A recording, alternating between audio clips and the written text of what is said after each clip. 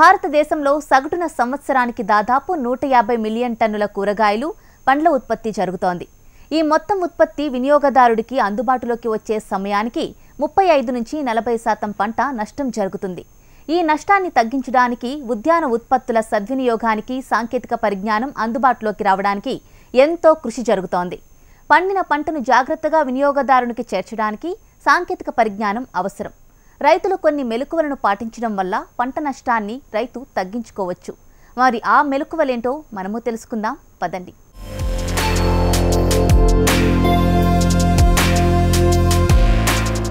నగరాలు విస్తరించాయి. పట్టణాల చుట్టూ పొలాలు జనారణ్యాలుగా మారిపోయి సాంప్రదాయకంగా పండించే కూరగాయల క్షేత్రాలు, ఆకుకూరలు, పండ్ల తోటలు నశించిపోయాయి.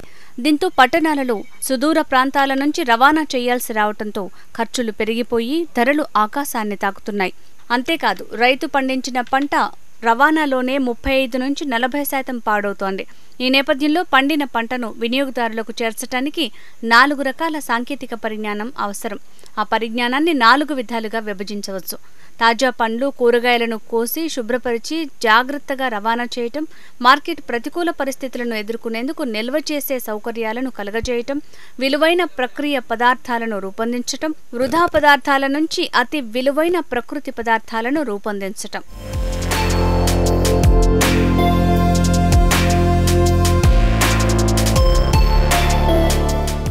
పండ్లు, కూరగాయల నష్టం జరగటానికి కాయ పగుళ్లు, కాయ కుళ్ళు ప్రధాన కారణాలు.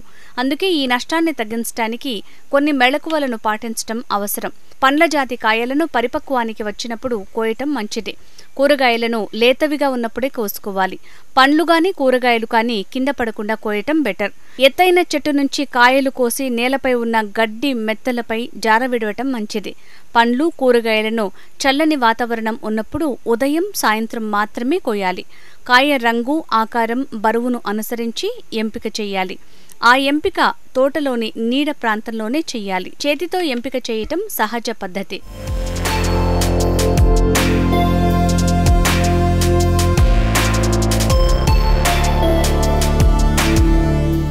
కోసిన కాయలను అట్టలలో గాని, బుట్టలలో కానీ, పెట్టెలలో కానీ భద్రపరుచుకోవచ్చు. కాగితపు పొరలను అట్టపెట్టెల అడుగు భాగాన పక్కన ఉంచి కాయలను శుభ్రపరచాలి.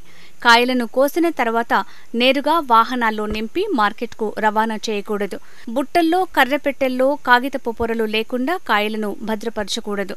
అలాగే జనము సంచుల్లో పండ్లు, కూరగాయలను నింపి రవాణా చేయకూడదు. సాధారణంగా చెట్టు నుంచి అప్పుడే కోసిన కాయలు సహజ వేడిమిని కలిగి ఉంటాయి.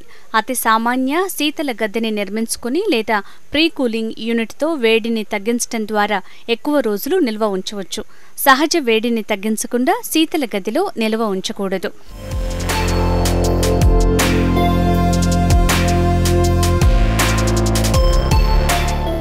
ఎప్పుడైనా కూరగాయలు, పండ్ల ధరల్ని నిర్దేశించడంలో రవాణా పాత్ర చాలా కీలకమైంది. అందుకే ముందే పంట చేలు, తోటలకు ప్రాథమికంగా ప్రధాన రహదారి వరకు రోడ్లు ఏర్పాటు చేసుకోవాలి. ఆ రోడ్లు కూడా మంచి నాణ్యత కలిగినవి కావాలి. గతుకులున్న రోడ్ల ద్వారా రవాణా చేయటం వల్ల కూరగాయలకు పగుళ్లు ఏర్పడి అవి నిర్దేశిత ప్రాంతాలకు చేరే సమయానికి కుళ్ళిపోయి నష్టం వాటిల్లుతుంది.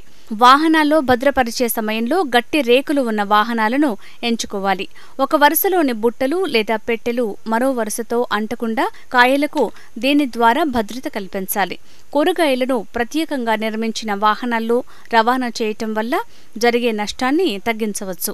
కాయలను వాహనంలో నింపేటప్పుడు, దింపేటప్పుడు పెట్టెలను విసిరివేయకూడదు. పొరపాటున పెట్టె కింద పడిపోతే లోపల ఉన్న కాయలకు పగుళ్లు ఏర్పడతాయి.